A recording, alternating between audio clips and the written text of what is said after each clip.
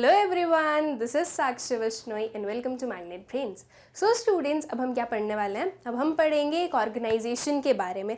कौन सा ऑर्गेनाइजेशन है वो? वर्ल्ड ट्रेड ऑर्गेनाइजेशन, या फिर हम उसे शॉर्ट में WTO भी बोल सकते हैं, राइट? सो इसके पहले वाले लेक्चर में हम लोगों ने आउटसोर्सिंग के बारे में पढ़ा था एंड आउटसोर्सिंग में हम लोगों ने देखा था कि वो जो आउटसोर्सिंग है वो ग्लोबलाइजेशन का एक आउटकम है। ठीक है, हम लोग ग्लोबलाइजेशन के बारे में पढ़ चुके हैं, प्राइवेटाइजेशन के बारे में पढ़ चुके हैं, लिबरलाइजेशन के बारे में पढ़ चुके हैं एंड आई होप कि ये सारी चीजें आप लोगों को बहुत अच्छे से क्लियर है। अब हम एक ऑर्गेनाइजेशन के बारे में पढ़ते हैं। एक इंटरनेशनल ऑर्गेनाइजेशन है जो कि वर्ल्ड ट्रेड ऑर्गेनाइजेशन। जैसे कि स्टूडेंट्स, हम आज तक के हर एक टर्म को उसके नेम से उसका मीनिंग फाइंड आउट करने की कोशिश करते हैं, राइट? वही चीज हम इसमें भी करते हैं। वर्ल्ड ट्रेड ऑर्गेनाइजेशन से क्या समझ में आ रहा है वो हम देखते हैं। वर्ल्ड का मतलब बहुत ही अच्छे से हम सभी को पता है क्या होता है, राइट? ये पूरी दुनिया, जितनी भी कंट्रीज हैं सब इंक्लूड हो गई। वो क्या आ गया? वो आ गया हमारा वर्ल्ड। हम ये नहीं बोल रहे कि सिर्फ जो इंडिया है वो वर्ल्ड हो गई, नहीं। इंडिया एक कंट्री है और इंडिया के जैसे और जितनी भी कंट्री है उन सबको मिला के क्या हो गया? वर्ल्ड। ठीक है, उसके बाद में ट्रेड का मतलब क्या होता है स्टूडेंट्स? अगर मैं अपने इस इकोनॉमिक्स या बिजनेस से रिलेटेड टर्म में बताऊं ट्रेड क्या है, तो ट्रेड क्या है? Buying and selling of goods and services. एकदम सिंपल सी इसकी डेफिनेशन हम बोल सकते हैं। सो वर्ल्ड में ट्रेड करना, ओके, और इसको मैनेज करने वाला एक ऑर्गेनाइजेशन क्या हो गया? World trade organisation, right? I hope so कि आप लोगों को बहुत ही अच्छे से इसका जो मतलब है वो समझ में आ गया होगा कि वर्ल्ड में, इस पूरी वर्ल्ड में क्या करना है? ट्रेड करना है। मतलब कि जो गुड्स और सर्विसेज है उसे बाय और सेल करना है, और ये जो ट्रेड होता है इसे पूरा मैनेज करने वाला, रेगुलेट करने वाला, कंट्रोल करने वाला जो ऑर्गेनाइजेशन है हम उसे क्या बोलते हैं? World trade organisation. ओके, बहुत ही इजी था ये एंड आई होप कि आप लोगों को समझ में भी आ गया होगा। ओके, नाउ स्टूडेंट्स, क्यों जरूरत है वर्ल्ड ट्रेड ऑर्गेनाइजेशन की? राइट, हमें अगर किसी भी कंट्री के साथ में ट्रेड करना है तो हम कर सकते हैं इजीली। अगर मैं मतलब इंडिया हो गई और एक और हम ले लेते हैं कंट्री जापान। ठीक है, अब अगर इंडिया को जापान के साथ में ट्रेड करना है तो वो इजीली कर सकता है ना। जो भी बाय और सेल करना है वो कर सकते हैं। इनके बीच की म्यूचुअल अंडरस्टैंडिंग के अकॉर्डिंग जो भी ट्रेड है वो हो जाएगा, राइट? तो फिर वर्ल्ड ट्रेड ऑर्गेनाइजेशन की जरूरत क्या है? ऐसे इंस्टीट्यूशंस की जरूरत क्यों होती है? देखो, एक सिंपल सी चीज है। जब आप किसी के साथ में ट्रेड कर रहे हो, ठीक है, हो सकता है, पॉसिबल है कि कुछ डिस्प्यूट्स हो जाएं आप दोनों के बीच में। मतलब कि इंडिया और जापान के बीच में हो सकता है कि कुछ डिस्प्यूट्स हो जाएं। अब वो जो डिस्प्यूट्स होंगे उसे कौन सेटल करेगा? ये जो लड़ाई हुई है इंडिया जापान के बीच में, ये कौन सेटल करेगा? ना इंडिया सुनने के लिए रेडी है और ना ही जापान सुनने के लिए रेडी है। तो दोनों को एक किसी पॉइंट पर आकर एग्री तो करना पड़ेगा, लेकिन ये दोनों आपस में तो झगड़ते जा रहे हैं, वो नहीं सुन रहे एक दूसरे की। तो अब किसकी जरूरत आई? एक इंस्टीट्यूशन की, एक ऐसे ऑर्गेनाइजेशन की जो कि फेयरली जो ये पूरा डिस्प्यूट है इसे सेटल कर सके, राइट? तो ये जो काम है ये किसने किया? अब वर्ल्ड ट्रेड ऑर्गेनाइजेशन ने। अब इंडिया और जापान किसके पास में जाएगा?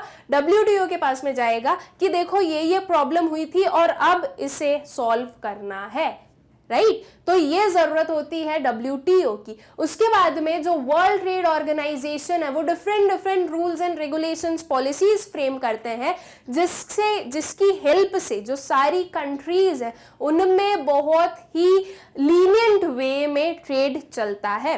WTO जो है स्टूडेंट्स, वो भी हम बोल सकते हैं एक हमारा जो ग्लोबलाइजेशन है उसी को और ज्यादा बढ़ाने वाला ऑर्गेनाइजेशन है, right?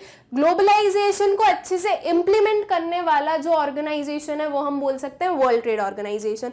Because world trade organisation का मोटिव क्या है? कि जो वर्ल्ड है, जो डिफरेंट कंट्रीज है उनके बीच में ट्रेड करवाना, राइट? जो हर एक कंट्री है उसकी बाउंड्री को क्लोज ना रख के उसकी बाउंड्री को कैसे करो? ओपन करो, एक ओपन इकोनॉमी बनाओ, राइट? एक बॉर्डरलेस वर्ल्ड बनानी है।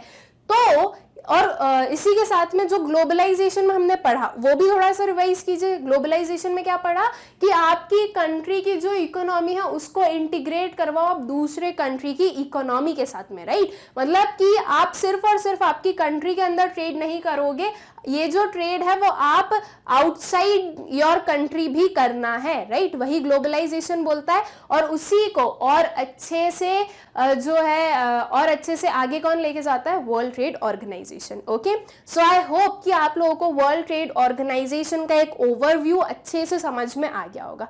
अब इसे एक सिस्टमैटिक वे में पढ़ लेते हैं, एक एक चीज जो इसकी एक एक डिटेल है वो हम इसकी अच्छे से देख लेते हैं। ओके, सो एन इंटर गवर्नमेंटल ऑर्गेनाइजेशन क्या है स्टूडेंट्स, ये इंटर गवर्नमेंटल ऑर्गेनाइजेशन है that regulates and facilitates international trade between Nations. क्या फैसिलिटेट या रेगुलेट किया जा रहा है, इंटरनेशनल ट्रेड, ठीक है। इंटरनेशनली जो बाइंग एंड सेलिंग होगी वो देखता है, वो रेगुलेट करता है और उसे फैसिलिटेट करता है world trade organisation. Officially commenced operations 1 January 1995, ठीक है। ये कब सेटअप हुआ, हमारा जो WTO है वो 1 जनवरी को 1995 में। नाउ स्टूडेंट्स, जो वर्ल्ड ट्रेड ऑर्गेनाइजेशन है वो सक्सेसर है कौन सा ऑर्गेनाइजेशन का, general agreement on tariffs and trade, GATT, okay, जो कि स्टैब्लिश हुआ था 1948 में।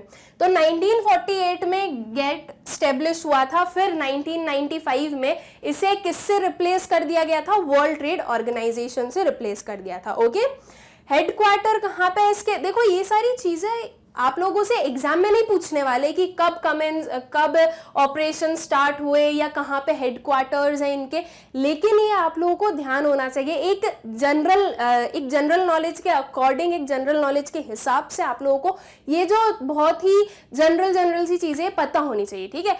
हाँ, इन फ्यूचर आप लोगों से बिल्कुल ये किसी कॉम्पिटिटिव एग्जाम्स में जरूर पूछ सकते हैं कि कहाँ पर हेडक्वार्टर्ड है, कब ऑपरेशन स्टार्ट हुए थे, इसके पहले कौन सा ऑर्गेनाइजेशन हुआ करता था, ये आप लोगों से कॉम्पिटिटिव एग्जाम्स में पूछे जा सकते हैं। इसलिए ये सब कुछ आप लोगों को अच्छे से याद होने चाहिए, ठीक है। सो हेडक्वार्टर्ड कहाँ पे है, ये जेनेवा स्विट्जरलैंड में। Okay, It has 164 member states representing over 96% of global trade and global GDP. ये कुछ एक जनरल नॉलेज था WTO के बारे में, ये कुछ फैक्ट्स थे जो कि पता होना चाहिए, एंड WTO का ये लोगो होता है। ओके, सो आई होप कि इतनी चीजें आप लोगों को अच्छे से क्लियर हो गई होगी। Now, as an important member of WTO, India has been in the forefront of framing fair global rules, regulations and advocating the interest of the developing world. अब भाई इंडिया भी उसका पार्ट है, तो इंडिया तो अब जहाँ पे भी जिसका भी पार्ट है, जिस भी ऑर्गेनाइजेशन का, वो अपनी ड्यूटी बहुत अच्छे से परफॉर्म करते हैं, राइट। सो इंडिया जो है वो फेयर ग्लोबल रूल्स में जो रूल्स है वो फ्रेम करने में हेल्प करता है। इवन वो अपनी कंट्री में भी वो सारे रूल्स एंड रेगुलेशंस को अप्लाई करते हैं। एक चीज को देखते हुए कि इंडियन जो सिटीजन्स हैं, जो हमारी पूरी कंट्री है, उसकी जो प्राइवेसी है, उसकी जो कोर बेसिक चीजें हैं, उनको कोई भी प्रॉब्लम नहीं आनी चाहिए, ठीक है। तो वहां पर हर एक पर्सन का अपना अपना से होता है, मतलब हर एक कंट्री का। इफ किसी भी कंट्री को लगता है कि वो एक्सप्लॉइट की जा रही है, तो वो उन्हें जो WTO है उन्हें बोल सकती है, वहां पर अपनी आवाज रेज कर सकती है, ठीक है। India has kept its commitments made to the WTO. India has taken reasonable 2 steps to liberalize trade by removing quantitative restrictions on import and reducing tariff rates. ये दो चीजें जो हैं इंडिया ने की थी, राइट। प्रायर टू 1991 हमें पता है कि इम्पोर्ट सब्सटीट्यूशन वाली जो एक पॉलिसी थी वो गवर्नमेंट लेके आई थी, और इम्पोर्ट सब्सटीट्यूशन में गवर्नमेंट ने क्या बोला था कि वो इम्पोर्ट को कैसे सब्सटीट्यूट करेंगी, with the help of quotas and tariffs, right? Tariff use करेंगी वो, और कोटास जो हैं वो लगाएंगी, और उसकी हेल्प से क्या किया जाएगा, जो इंपोर्ट है उसे सब्स्टिट्यूट करेंगे डोमेस्टिक गुड्स के साथ में, राइट। ये गवर्नमेंट लेके आई थी प्रायर टू 1991। कोटाज में क्या होता है स्टूडेंट्स, क्वांटिटेटिव रेस्ट्रिक्शन लगाना है कि आप सिर्फ और सिर्फ इतने यूनिट्स को ही इंपोर्ट कर सकते हो, तो वो क्वांटिटेटिव रेस्ट्रिक्शंस लगाना। लेकिन आफ्टर 1991 इस चीज में हमें चेंजेस दिखे। आफ्टर 1991 हमने देखा कि हमारी जो कंट्री थी उसमें एलपीजी रिफॉर्म्स आए, एंड उन एलपीजी रिफॉर्म्स में क्या बोला गया था कि कंट्री को लिबरलाइज करो, कंट्री में जो रिस्ट्रिक्शंस लगा के रखे हैं उन्हें हटाओ, राइट। जो ये जो टैरिफ्स और क्वांटिटेटिव रेस्ट्रिक्शंस हैं इन्हें हटाए जाएं, तो ये दोनों चीजें हटा दी गई थी, एंड अब इंपोर्ट्स पर ऐसी कोई भी रेस्ट्रिक्शंस नहीं थे। Imports and even exports also, exports पर भी कोई भी रेस्ट्रिक्शंस नहीं थे। तो इंडिया ने स्टार्टिंग से ही बता दिया था कि हम आपकी बात मान रहे हैं, हम आपके रूल्स एंड रेगुलेशंस को बिल्कुल फॉलो कर रहे हैं, ठीक है। और जो भी कमिटमेंट उन्होंने की वो उन्होंने पूरी भी की, right. Now some major functions of WTO। अब WTO के कुछ फंक्शंस देखते हैं हम।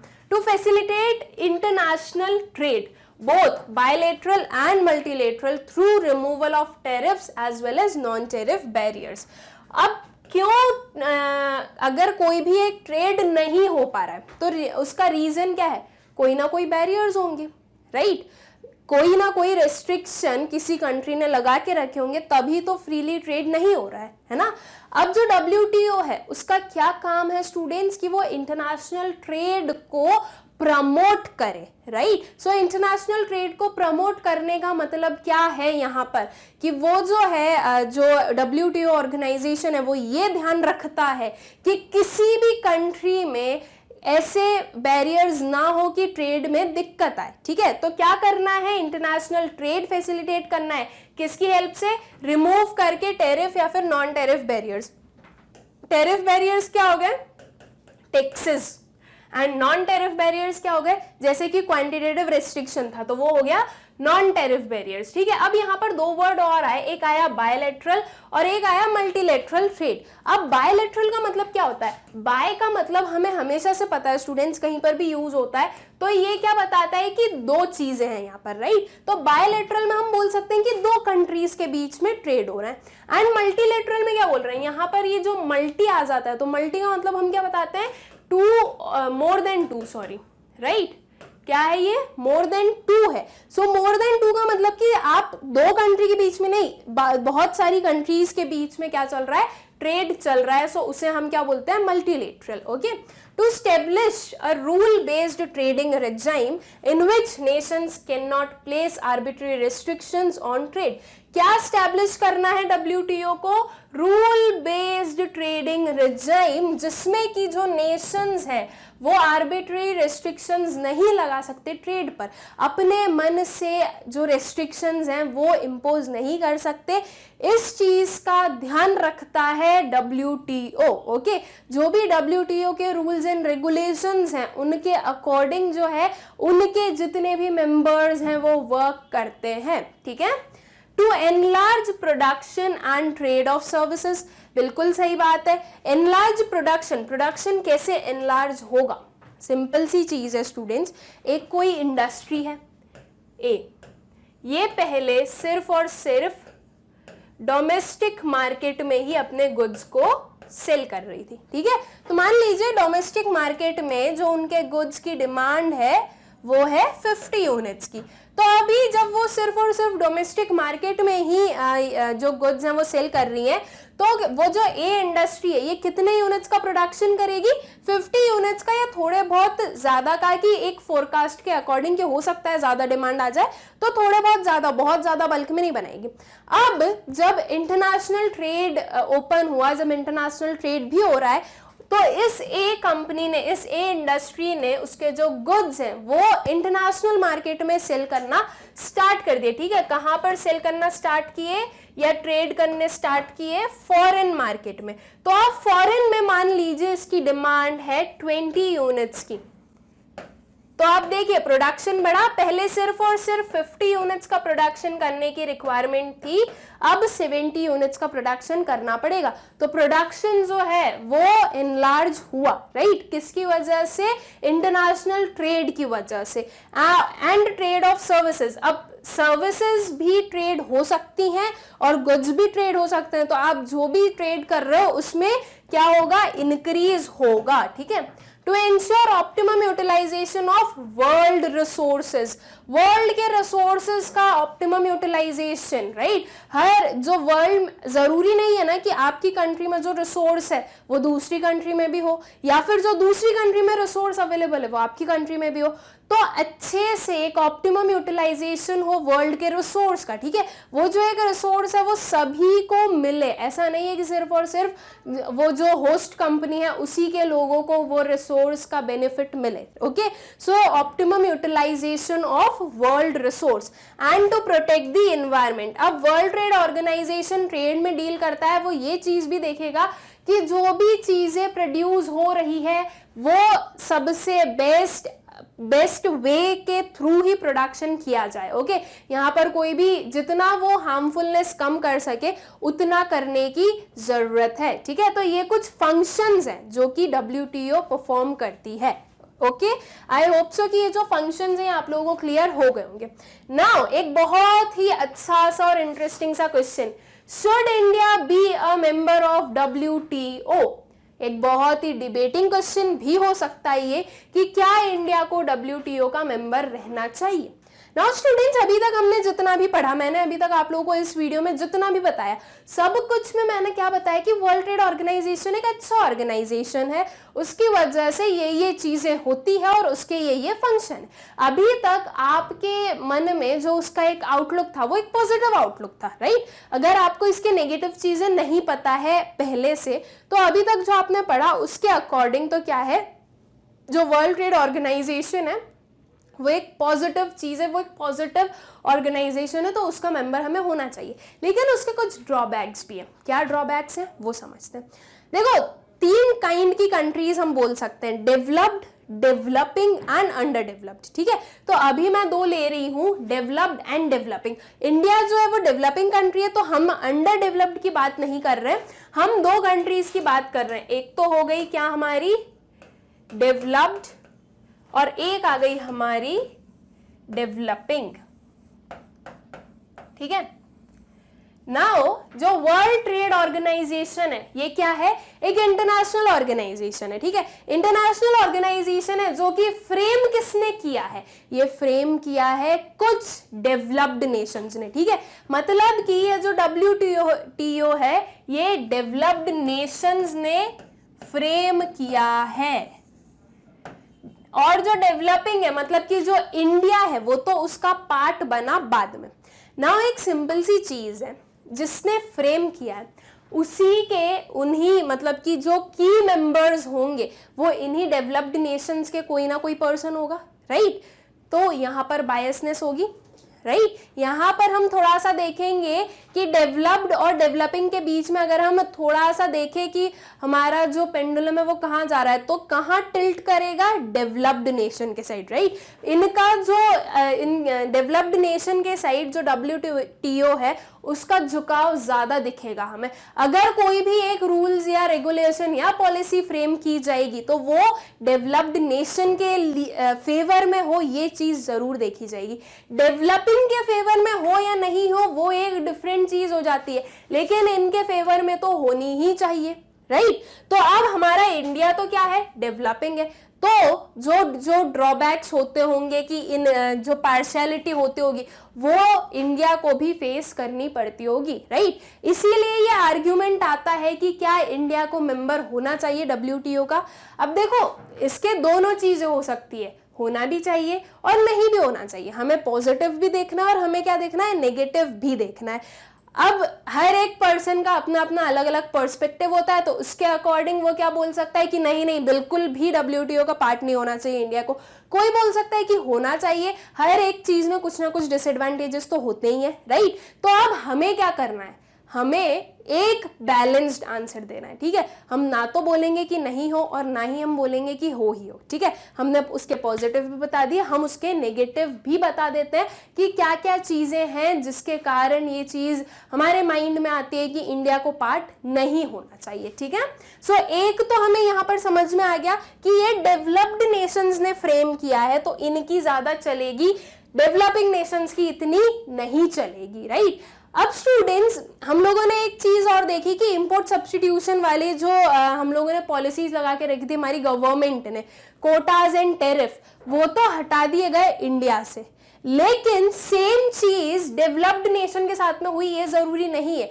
हम ये देख सकते हैं कि इंडिया ने तो टेरिफ्स हटा दिए, लेकिन एज एन एग्जाम्पल हम ले कि यूएसए में कुछ चीजों पर टेरिफ्स बाद में भी लगाए गए थे, जिसकी वजह से जो इंडियन गुड्स थे वो ज्यादा यूएस मार्केट में नहीं जा पाए। ओके, ये 1991 के बाद में हुआ था। कुछ टेक्सटाइल गुड्स पर हाई टेरिफ्स इंपोज किए गए थे बाय यूएसए, तो इसकी वजह से जो टेक्सटाइल गुड्स थे वो इंडिया से यूएस के मार्केट में ज्यादा नहीं जा पाए। तो ये क्या हुआ कि देखो हमने तो मतलब कि इंडिया ने तो अपनी कमिटमेंट पूरी करी, इंडिया ने सारे टेरिफ वगैरह हटाए, इंडिया को एक ओपन इकोनॉमी बनाया, लेकिन इंडिया के लिए दूसरे मार्केट नहीं खुले, राइट। तो ये WTO ने इस चीज को क्या किया, इग्नोर किया। WTO ने ये नहीं बोला कि यूएस आप भी ये अपने जो टेरिफ्स हैं वो हटाइए, क्यों, बिकॉज वो इन्हीं का तो पार्ट है, इन्होंने तो फ्रेम किया है, राइट। तो ये एक सिंपल सी चीज है जो कि हमें समझनी पड़ेगी कि पार्शियलिटी तो होती है। Some scholars are of the view that there is no use for developing country like India to be a member of WTO. According to them, major volume of international trade occurs among the developed nations. मतलब कि जो major volume है, जो बहुत ही ज्यादा proportion वाला जो trade है वो किसके बीच में हो रहा है, डेवलप्ड नेशंस के बीच में। ओके, जो डेवलपिंग नेशंस हैं उन्हें नेग्लेक्ट किया जा रहा है, और हमारा इंडिया तो किसमें आता है, डेवलपिंग में। तो वही चीज हो रही है यहाँ पर। Developing countries are being cheated as they are forced to open up their markets for developed countries and are not allowed to access the markets of developed countries. यही जो एग्जाम्पल, जो फैक्ट मैंने आप लोगों को बताया अभी यूएस और इंडिया का, कि यूएस ने अपना जो मार्केट है वो ओपन नहीं किया, टेरिफ्स वहां पर लगा के रखे, लेकिन इंडिया ने तो वो टेरिफ्स हटा दिए थे, राइट। तो ये एक पार्शियलिटी हुई, ये एक चीटिंग हुई कि देखो इंडिया ने तो अपनी जो इकोनॉमी वो ओपन कर दी सारे नेशंस के लिए, लेकिन जो डेवलप्ड नेशंस हैं, वो जो डेवलपिंग नेशंस है लाइक जैसे कि इंडिया, तो इसके लिए अपनी जो बाउंड्रीज है वो ओपन नहीं कर रहे हैं। तो ये भी एक सही चीज नहीं थी। तो ये कुछ रीजंस हैं जो कि हम इसके इस पॉइंट के अंदर लिख सकते हैं कि इंडिया को पार्ट होना चाहिए, नहीं होना चाहिए, ठीक है। हमने फेवर वाले तो अभी इसके पहले हमने पॉजिटिव चीजें देखी थी कि WTO की क्या क्या पॉजिटिव चीजें, और ये कुछ हमने इसकी नेगेटिव चीजें देखी कि डेवलपिंग नेशंस के लिए WTO सही क्यों नहीं है। ओके, सो आई होप कि आप लोगों को ये जो कंसेप्ट है वर्ल्ड ट्रेड ऑर्गेनाइजेशन का, ये अच्छे से क्लियर हो गया होगा, और इसके जो दोनों साइड्स हैं वो अच्छे से समझ में आ गए होंगे। ओके, नाउ स्टूडेंट्स, जो हमारा नेक्स्ट वीडियो होगा उसमें हम जो अपना चैप्टर का नेम है उसका जो लास्ट पार्ट है वो कवर करेंगे। क्या नेम है हमारे चैप्टर का, liberalisation, privatisation and globalisation and appraisal, right. इसमें से हमने लिबरलाइजेशन पढ़ लिया, प्राइवेटाइजेशन पढ़ लिया, ग्लोबलाइजेशन पढ़ लिया, बचा क्या, एंड अप्रेजल। अभी अप्रेजल बचा है। अप्रेजल का मतलब क्या होता है कि हमें एक फेयर जजमेंट देना है, क्या चीजें सही हुई, क्या चीजें गलत हुई। तो ये जो अप्रेजल है ये हम अपने नेक्स्ट वाले लेक्चर में देखने वाले हैं। आई होप सो कि आप लोगों को WTO अच्छे से क्लियर हो गया होगा। Thank you. सो स्टूडेंट्स, अब हम क्या पढ़ने वाले हैं, अब हम पढ़ेंगे an appraisal of LPG policies. Appraisal का मतलब क्या होता है, सबसे पहले तो अप्रेजल का मतलब होता है स्टूडेंट्स एक जजमेंट देना। जजमेंट क्या, कितना सही है कितना गलत है, ये दोनों चीज बताना है, ठीक है। अप्रेजल में हम ये नहीं है कि सिर्फ और सिर्फ जो उसकी अच्छी चीजें वो बताएंगे, नहीं, अप्रेजल में हम वो भी बताएंगे जो इकोनॉमिक रिफॉर्म्स के कारण या LPG पॉलिसीज के कारण जो पॉजिटिव चीजें हुई है वो, और जो उसके नेगेटिव हुई है, ओके, जो उसके क्रिटिसिज्म है वो भी हम बताने वाले हैं, ठीक है। मतलब कि हम ये बोल सकते हैं कि अप्रेजल्स को हम दो पार्ट्स में डिवाइड कर सकते हैं, एक हो गया फेवर में और एक हो गया क्रिटिसिज्म, ठीक है।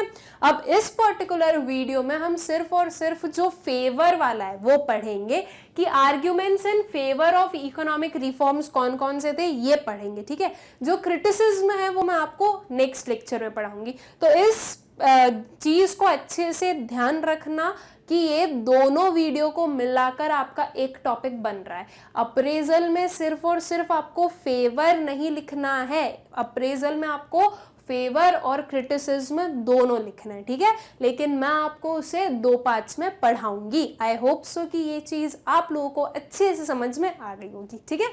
तो अब देखो, हम लोगों ने अपना इसके पहले जितने भी वीडियोस देखे, जितने भी टॉपिक्स कवर किए, उसमें हम लोगों ने क्या क्या पढ़ लिया, इस चैप्टर की हर एक चीज पढ़ ली, ठीक है। ये जो है इसका लास्ट टॉपिक ही है। हमने देख लिया लिबरलाइजेशन क्या होता है, प्राइवेटाइजेशन क्या होता है, ग्लोबलाइजेशन क्या होता है, ठीक है। तीनों को हमने बहुत ही अच्छे से पढ़ा, उनमें क्या क्या रिफॉर्म्स लाए गए वो भी पढ़े हमने। अब हमें एट दी एंड करना क्या है, इस चीज को कंक्लूड करना है कि ये जो एलपीजी पॉलिसीज आई ये कितनी सही थी और कितनी गलत थी हमारी इकोनॉमी के लिए। ओके, सो इसका जो फर्स्ट हम जब पहले फेवर का देख रहे हैं तो देखते हैं कि क्या क्या अच्छी चीजें थी, ठीक है। Increase in rate of economic growth. Students, prior to 1991 problem क्या आ रही थी हमारी इकोनॉमी में? प्रॉब्लम ये आ रही थी कि हमारी इकोनॉमी में जो एक्सपेंडिचर थे, गवर्नमेंट एक्सपेंडिचर थे, वो बहुत ज्यादा राइज हो गए थे और जो गवर्नमेंट के रेवेन्यू थे वो बहुत ज्यादा कम हो गए थे, राइट। बजटरी डेफिसिट में हमने इंक्रीज देखा था, इसे हम बजटरी डेफिसिट बोलते हैं, गवर्नमेंट एक्सपेंडिचर ज्यादा होना और गवर्नमेंट रेवेन्यू कम होना, ठीक है। ये हो गया है हमारा बजटरी डेफिसिट। तो बजटरी डेफिसिट में इंक्रीज हुआ था। उसके बाद में बैलेंस ऑफ पेमेंट डेफिसिट भी हमने देखा था, राइट। बीओपी अकाउंट में डेफिसिट कैसे देखा? बिकॉज इंपोर्ट्स जो थे वो बहुत ज्यादा हो रहे थे और एक्सपोर्ट्स जो थे वो कम थे, राइट। तो यहां पर हम बैलेंस ऑफ पेमेंट डेफिसिट देख रहे थे कि एक्सपोर्ट से हमें जितना फॉरेन एक्सचेंज नहीं मिल रहा था उससे ज्यादा हमें इंपोर्ट्स के लिए स्पेंड करना पड़ रहा था, राइट। एंड एक टाइम पर ऐसी भी सिचुएशन आ गई थी कि इंडिया के पास में 2 वीक से ज्यादा के इंपोर्ट्स को फाइनेंस करने की कंडीशन भी नहीं बची थी, राइट। ये सब कुछ हम पहले पढ़ चुके हैं, वापस मैं आप लोगों को बता रही हूं ताकि आप लोगों को रिवाइज हो जाए वो अच्छे से। तो फिर क्या हुआ था, इंडिया की कंडीशन बहुत खराब हो गई थी, इंडिया के पास में फाइनेंस नहीं बच रहा था, राइट। तो अब फाइनेंस की जरूरत है, फाइनेंस कहां से मिलेगा, मनी कहां से मिलेगा, लोन लेना पड़ेगा। लेकिन प्रॉब्लम ये भी आ रही थी कि कोई भी लेंडर रेडी नहीं था इंडिया को लेंड करने के लिए, कोई भी कंट्री या कोई भी international lender, even domestic lenders ready नहीं थे इंडियन गवर्नमेंट को मनी लेंड करने के लिए। रीजन क्या था? बिकॉज उन्हें दिख रहा था कि यहाँ पर जो इकोनॉमी की कंडीशन है वो बहुत खराब है और अगर उन्होंने मनी लेंड किया तो ये पॉसिबल हो सकता है कि उनका जो पैसा है वो डूब जाए, राइट। जो जिसने भी लेंड किया हो सकता है कि वो कर्ज में चला जाए, मतलब कि उसे उसका पैसा वापस ना मिले, बिकॉज यहाँ की कंडीशन बहुत खराब थी। तो अल्टीमेटली एट द एंड कहाँ गई हमारी इंडियन गवर्नमेंट? कुछ इंटरनेशनल इंस्टीट्यूशंस के पास में गई। कौन कौन सी थी वो? IMF, इंटरनेशनल मॉनेटरी फंड और वर्ल्ड बैंक, राइट। इन दोनों के पास में इंडिया गई तो ये दोनों जो हैं वो रेडी हो गए इंडिया को मनी लेंड करने के लिए। और कितना मनी लेंड किया इन्होंने, कितना अमाउंट लेंड किया था? $7 बिलियन, राइट। तो क्या ये $7 बिलियन उन्होंने ऐसे ही दे दिया था? नहीं, उसके साथ में उन्होंने कुछ शर्तें रखी थी। क्या थी वो? कि आपकी इकोनॉमी जो है उसमें रिफॉर्म्स लेकर आने पड़ेंगे और तभी ये जो है हमारे लिबरलाइजेशन, प्राइवेटाइजेशन और globalisation, that is LPG reforms जो है वो इनके बोलने के बाद में ही इंट्रोड्यूस किए गए थे इंडिया में, ठीक है। तो हम क्या बोल रहे हैं कि ये अल्टीमेटली किया किसने था? इंटरनेशनल ऑर्गेनाइजेशंस ने। अब स्टूडेंट्स एक चीज समझिए कि ये जो इंटरनेशनल ऑर्गेनाइजेशंस है ये किसने ओन करके रखे हैं? ये ओन करके रखे हैं बहुत ही डेवलप्ड कंट्रीज ने, राइट। ये किसने ओन किए हैं? डेवलप्ड कंट्रीज ने ओन करके रखे हैं, ओके। तो अब यहां पर ज्यादा चलती किसकी है स्टूडेंट्स? यहां पर ज्यादा किसकी चलेगी? डेवलप्ड नेशंस की। इंडिया क्या थी? इंडिया थी डेवलपिंग, तो इंडिया तो डेवलपिंग है, ज्यादा चीजें इसके फेवर में नहीं हुई जितनी इसके अगेंस्ट में हुई। ओके, मतलब कि हर एक चीज, ये जो एलपीजी रिफॉर्म्स, ये जो इकोनॉमिक रिफॉर्म्स है, वो सब कुछ हमारी इंडिया के फेवर में हुए, ऐसी चीज नहीं हुई। इसीलिए तो हमने एक अप्रेजल रखा है कि हम इसके फेवर वाली चीजें भी देखेंगे और इसके क्रिटिसिज्म भी देखेंगे। तो इसका जो फेवर है हम पहले वो देख लेते हैं, मैं क्रिटिसिज्म पे ना जाऊं अभी, पहले हम एक टॉपिक कंप्लीट कर लेते हैं, ठीक है। तो यहाँ पर क्या बोल रहे हैं कि इंक्रीज हुआ इकोनॉमिक ग्रोथ में। तो इकोनॉमिक ग्रोथ में इंक्रीज होगा ही स्टूडेंट्स, एक सिंपल सी चीज है कि आपकी कंट्री में क्या हुआ, एलपीजी आया, राइट। यहां पर हम देख रहे हैं लिबरल हुई कंट्री, मतलब कि अब यहाँ पर जो रिस्ट्रिक्शंस हैं वो हटाए गए। उसके बाद में हमने देखा प्राइवेटाइजेशन। प्राइवेटाइजेशन की वजह से जो इंडस्ट्रियल सेक्टर है, जो सर्विस सेक्टर है, वो ग्रो हुआ, राइट। पब्लिक सेक्टर एंटरप्राइजेस जो काम नहीं कर पा रही थी वो प्राइवेट सेक्टर एंटरप्राइजेस ज्यादा अच्छे से करने लगी थी, ठीक है। उसके बाद में जब प्राइवेट सेक्टर के हैंड में ये पूरा कंट्रोल आया तो वो लोग जहां जहां पर जरूरत है इनोवेशंस कर रहे थे, न्यू टेक्नोलॉजीज लेकर आ रहे थे, न्यू चीजें देख रहे थे, न्यू उनकी मैनेजरल स्किल्स थी। तो उसके कारण क्या हो रहा था कि उनकी इंडस्ट्री ग्रो कर रही थी। जो प्राइवेट सेक्टर एंटरप्राइजेस थे उनका मेन मोटिव था कि उनकी खुद की इंडस्ट्री को उन्हें क्या करवाना है, ग्रो करवाना है। तो अल्टीमेटली उनकी इंडस्ट्री ग्रो होगी, तो ऐसे ही करके सारी इंडस्ट्रीज ग्रो हो रही है एंड अल्टीमेटली आपका जो नेशन है वो ग्रो हो रहा है। और इसका मेन रीजन एक क्या हो गया, कंपटीशन। अगर कंपटीशन नहीं होता तो ये जो ग्रोथ है ये हमें इतनी देखने को नहीं मिलती, पर कंपटीशन था तो इस कंपटीशन के फियर से जो ग्रोथ है वो हमें देखने को मिली। तो जब ग्रोथ दिख रही है तो हम उसे यही बोलेंगे कि increase in the rate of economic growth. Okay, अब कितनी ग्रो हुई है वो हम समझते हैं। The growth in GDP was 5.6% during 1980 to 91, ठीक है। यहां पर देखो कितना ये जो ग्रोथ है ये काफी सिग्निफिकेंट है, तो ये एक पॉजिटिव चीज हुई। During 2018-19 growth in GDP is estimated at 7.2% as compared to growth rate of 6.7% in 2017-18। यहाँ पर भी देखो ये जो फिगर्स है ये समझिए, यहाँ पर 7.2% से ग्रो हुआ और 2017-18 में 6.7% से ग्रोथ हुआ। तो ये जो ग्रोथ रेट है इसमें भी हम क्या देख रहे हैं, इंक्रीज देख रहे हैं कि हाँ ये ईयर ऑन ईयर जो है ग्रोथ हमें ज्यादा देखने को मिल रही है। Then during 2012 to 15 there has been a setback in the growth rates of different sectors। हर अलग अलग सेक्टर में अलग अलग ग्रोथ देखने को मिले। हम ये नहीं बोलेंगे कि एग्रीकल्चर सेक्टर भी उतने ही अच्छे से ग्रो किया जितने अच्छे से इंडस्ट्रियल या सर्विस सेक्टर ग्रो किया। अगर आज की डेट में मैं बोलूं स्टूडेंट्स, तो देखो अब हम देख रहे हैं कि सर्विस सेक्टर की साइड में ज्यादा जो झुकाव है वो बढ़ता जा रहा है, राइट। जीडीपी का, जीडीपी में जो जीडीपी आता है आपका, उसमें जो सबसे ज्यादा प्रपोर्शन है वो आपको सर्विस सेक्टर और इंडस्ट्रियल सेक्टर को कंबाइन कर कर देखने को मिलेगा। एग्रीकल्चर सेक्टर जो है वो कम प्रपोर्शन या कम जो परसेंटेज है वो कंट्रीब्यूट करती है। तो हर एक सेक्टर की अलग अलग ग्रोथ है, ठीक है, और हर एक सेक्टर के अलग अलग कंट्रीब्यूशंस हैं जीडीपी में।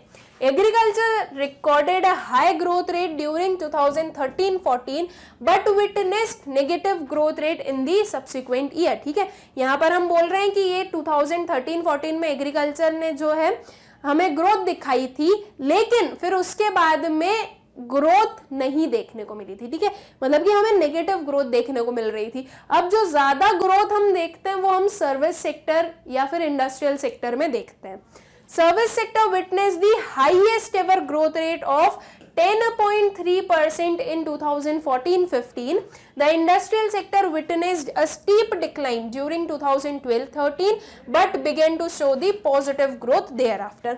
Now ये चीज तो हमें समझ में आ गई कि जो इकोनॉमिक ग्रोथ है वो उसका जो रेट है वो इंक्रीज हुआ।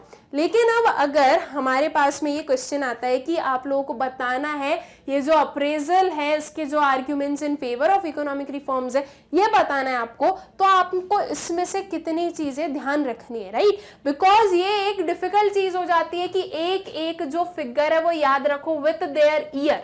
यहाँ पर इस पर्टिकुलर एक फर्स्ट वाला ही जो हमारा पॉइंट है उसमें हमने बहुत सारे फिगर्स भी देख लिए विद देयर ईयर, तो वो जरूरी नहीं है कि हाँ ये हमें एग्जैक्टली ऐसा ही याद रह जाए, राइट। तो क्या करना है आपको, कुछ एक माइंडसेट या एक जो ऊपर से आइडिया है वो याद रख लो। यहाँ पर आप समझ लो कि 1980-81 में समथिंग 5% के समथिंग जो ग्रोथ है वो हुई थी, तो आप क्या कर सकते हो, अप्रोक्सीमेटली 5% की ग्रोथ हमें देखने को मिली, ओके।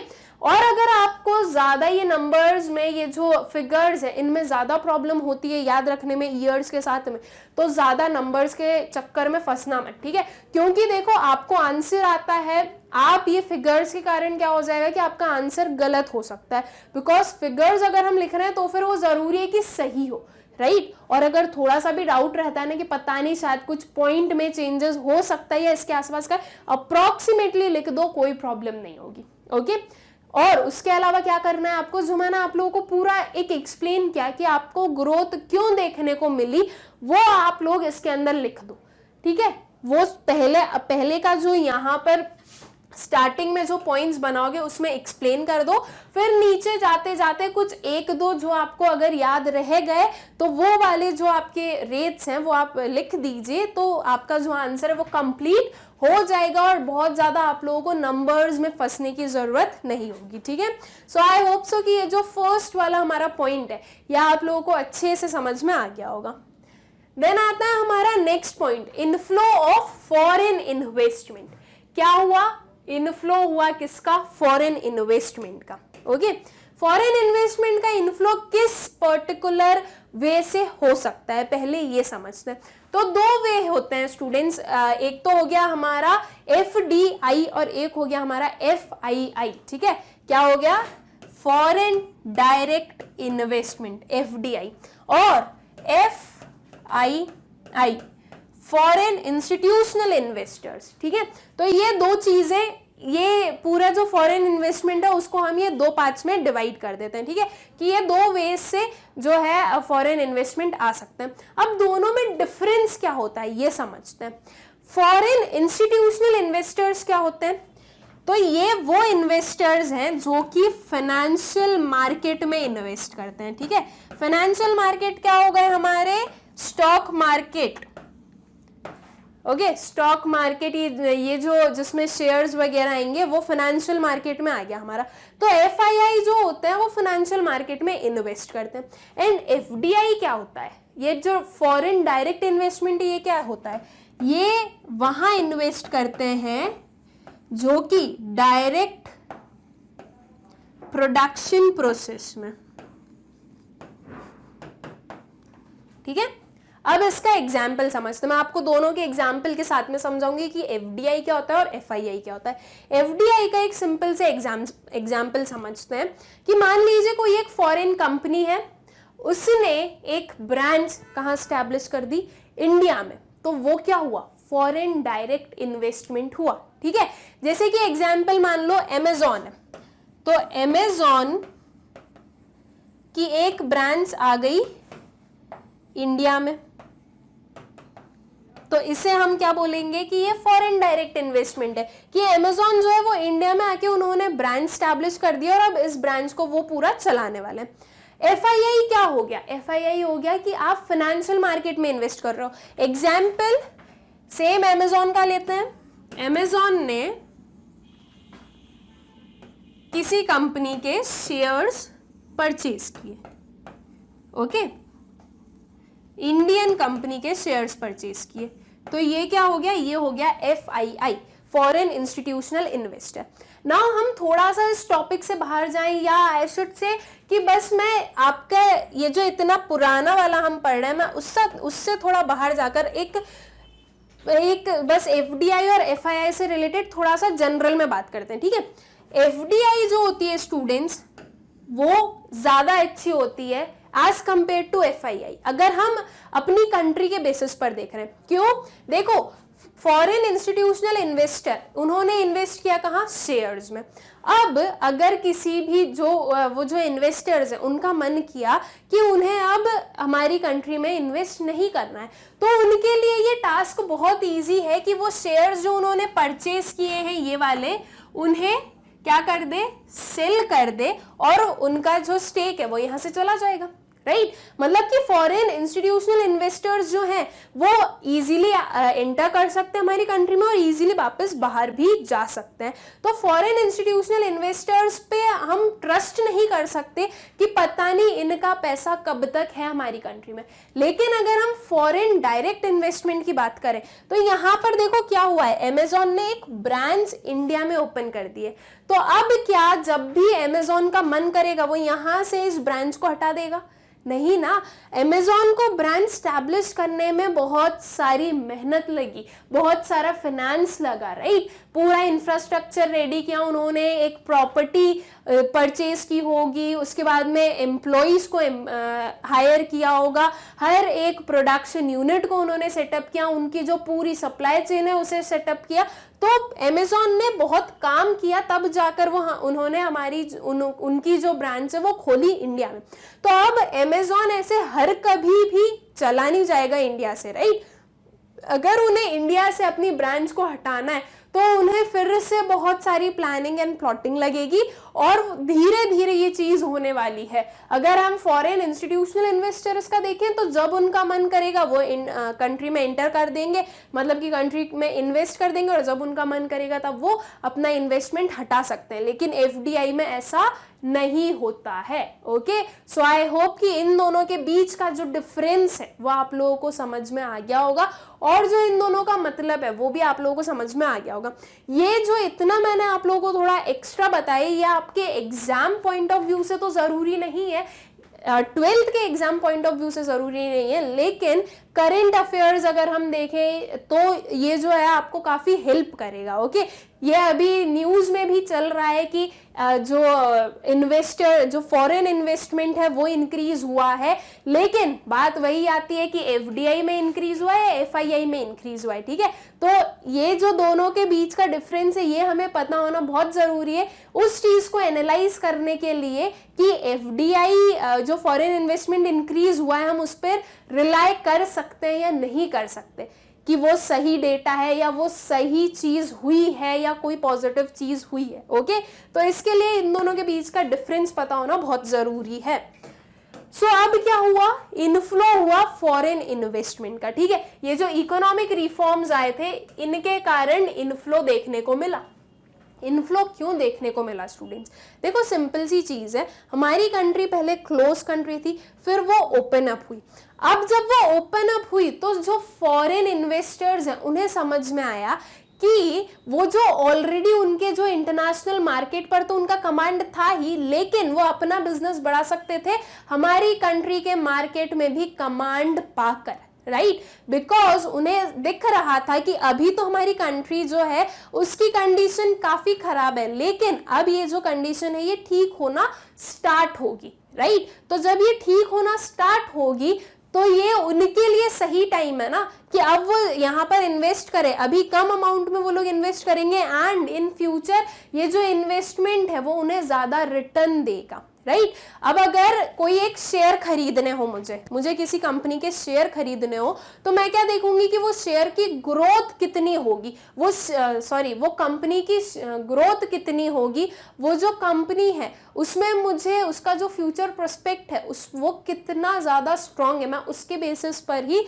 शेयर परचेस करूंगी, राइट अगर मुझे दिखेगा कि कोई कंपनी है वो अभी इन फ्यूचर ग्रो नहीं करेगी तो मैं उसमें इन्वेस्ट नहीं करूंगी बिकॉज मुझे उतना रिटर्न नहीं मिलेगा, राइट तो सेम चीज क्या हुई कि जब इंडिया की जो कंडीशन थी वो सही नहीं थी तो कोई भी हमें मनी लेंड नहीं करना चाहता था, राइट लेकिन उसके बाद में जब एलपीजी रिफॉर्म्स आए, दिखा सभी को, पूरी वर्ल्ड को दिखा ये कि अब इंडिया जो है वो ग्रो करेगा, तो जो फॉरेनर्स थे वो हमारी कंट्री में इन्वेस्ट करना उन्होंने स्टार्ट किया। ओके, तो इसीलिए जो फॉरेन इन्वेस्टमेंट है उसमें क्या दिखा, हमें इनफ्लो दिखा।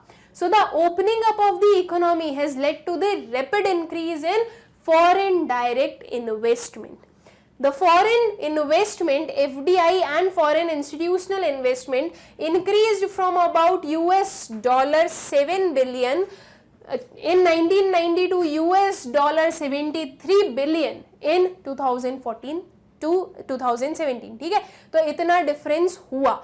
तो ये किसकी वजह से हुआ? बिकॉज हमारी जो कंट्री है वो ओपन अप हुई। जो इंटरनेशनल मार्केट्स पर जो कंपनी रूल कर रही थी, उन्होंने सोचा कि ये एक सही पॉइंट है कि वो हमारी कंट्री के मार्केट पर भी रूल कर सके और उनकी एक ब्रांड बना सके। ओके, तो वो लोग उनका प्रॉफिट देख रहे हैं, हमारा प्रॉफिट नहीं देख रहे हैं। वो उनके प्रॉफिट के कारण ही हमारी कंट्री में इन्वेस्ट कर रहे थे। ठीक है, तो इसलिए क्या हुआ था? इनफ्लो भी हुआ था।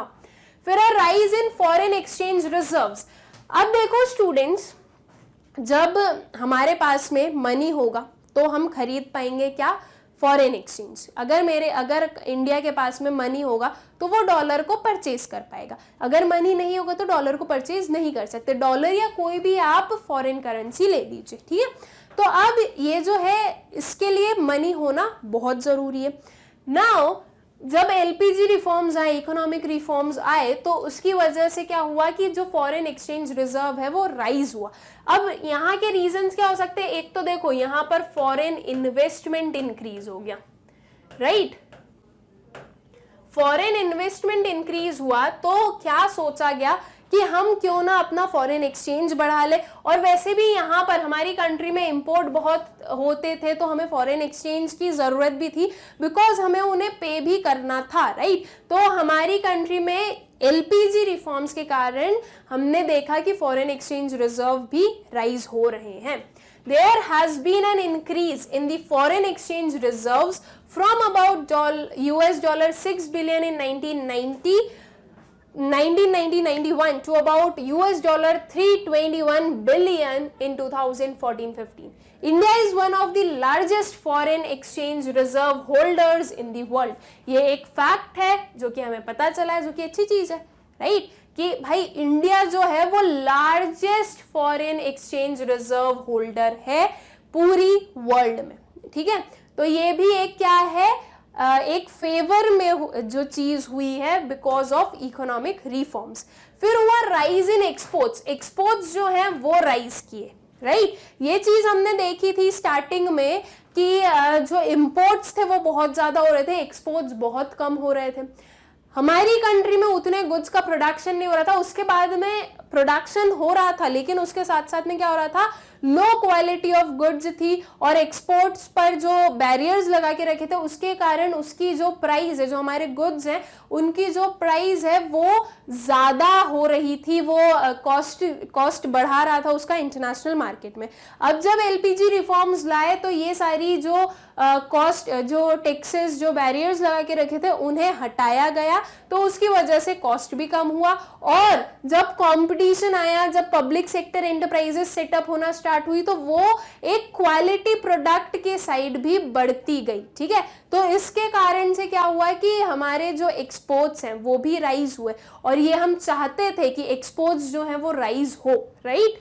So during the reform period, India experienced considerable increase in exports of auto parts, engineering goods and IT software and textiles. ठीक है, ये कुछ सेक्टर है जहां पे हमने एक्सपोर्ट्स में राइज देखा।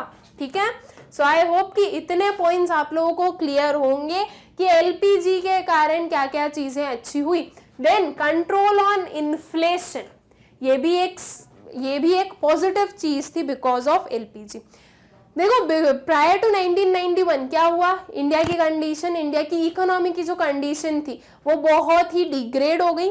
उसके बाद में हमने देखा कि यहाँ पर इन्फ्लेशन भी बढ़ने लगा था, बिकॉज जो गवर्नमेंट है उनके पास भी रेवेन्यू मिल नहीं रहा था, तो अल्टीमेटली वो ही एक ऑप्शन बच रहा था या वो एक तरीका था जिसकी वजह से थोड़ा बहुत रेवेन्यू उनका इंक्रीज हो जाए।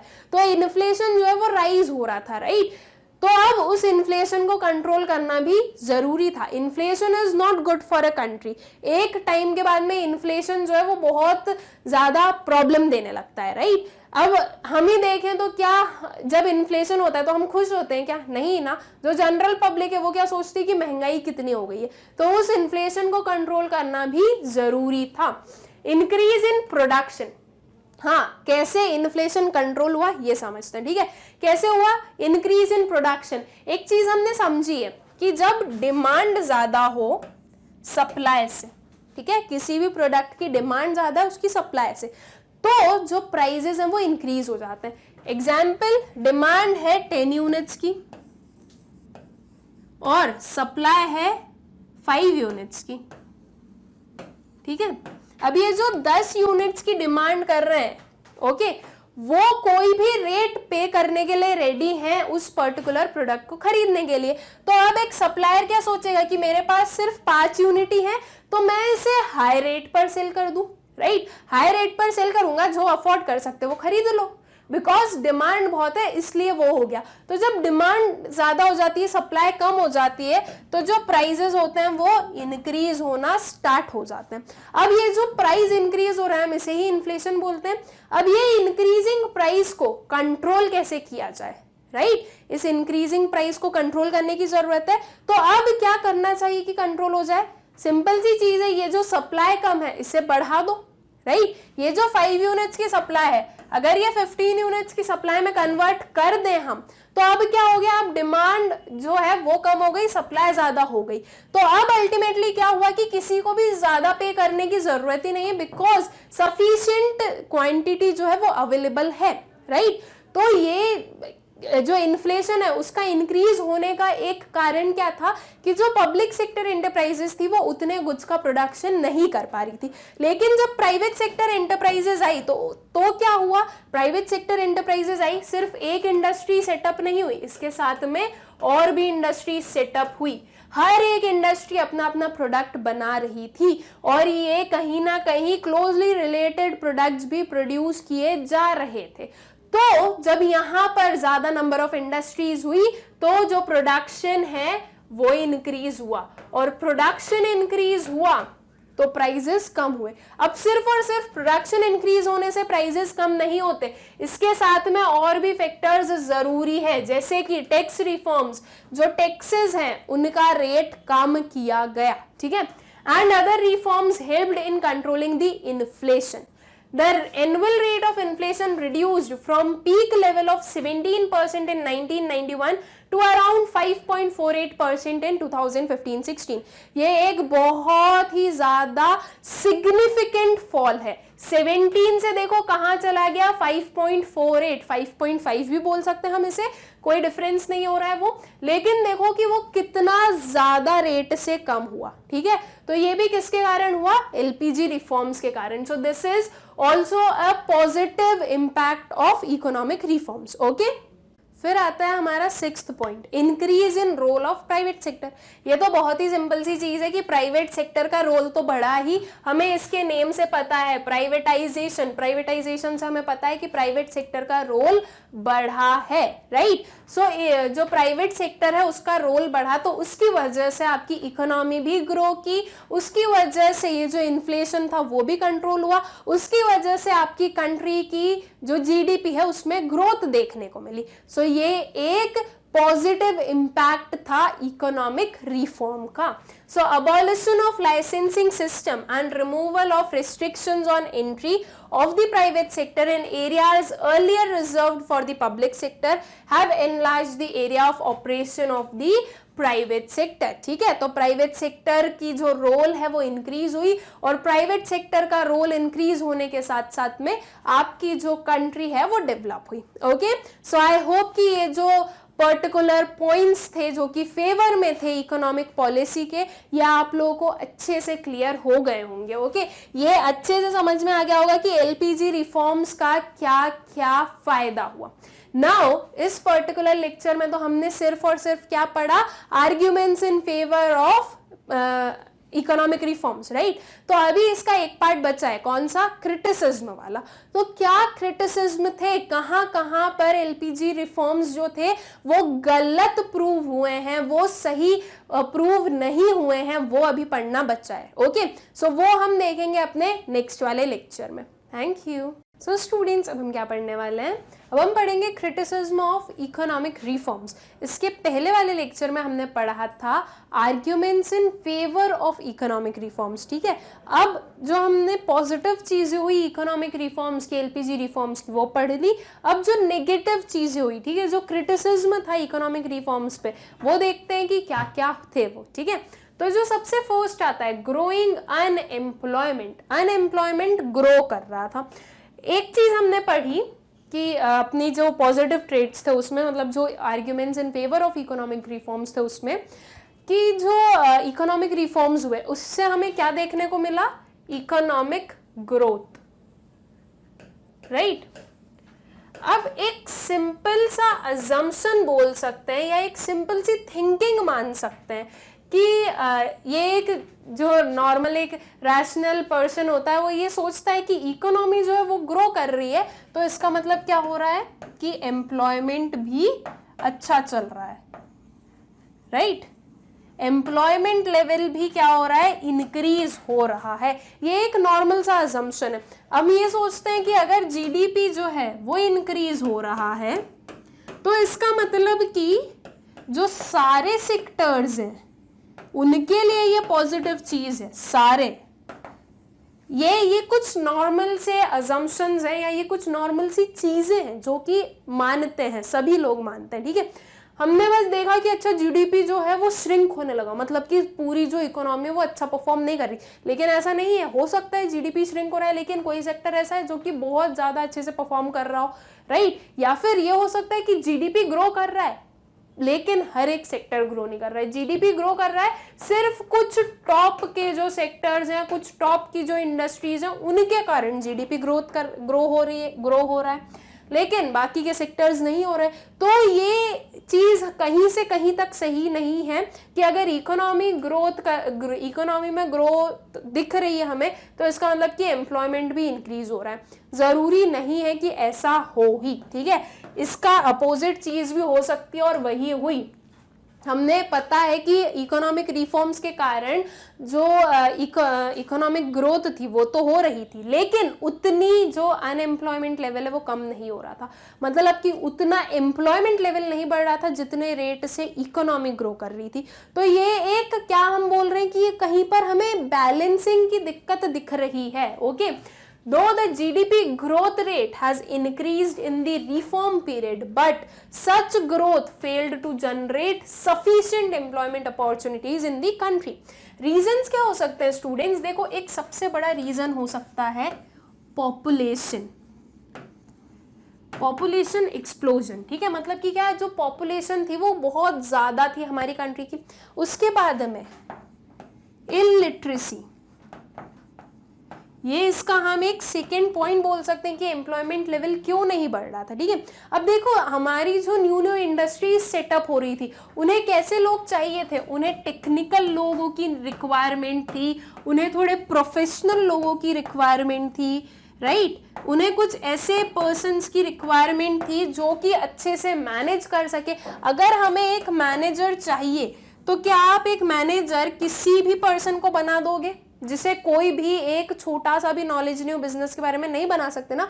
तो यहाँ पर क्या चीज आ रही है कि इलिटरेसी बहुत थी, राइट। इलिटरेसी के कारण भी जो हमारी कंट्री है उसमें हमें अनएम्प्लॉयमेंट लेवल देखने को मिली थी, ओके। एंड पॉपुलेशन भी इतनी थी, हमारी जो कंट्री है उसकी जो पॉपुलेशन थी वो बहुत ज्यादा थी। तो इतनी पॉपुलेशन को हर एक इंडस्ट्री एब्जॉर्ब कर ले, ये चीज भी पॉसिबल नहीं हो रही थी। तो जितनी हमने ग्रोथ देखी इकोनॉमी में उसके कंपैरिजन में जो अनएम्प्लॉयमेंट है वो भी देखने को मिली। मतलब कि ये हम कहीं नहीं बोल पाए कि आपके इकोनॉमिक रिफॉर्म्स की वजह से अनएम्प्लॉयमेंट कम हुआ हो।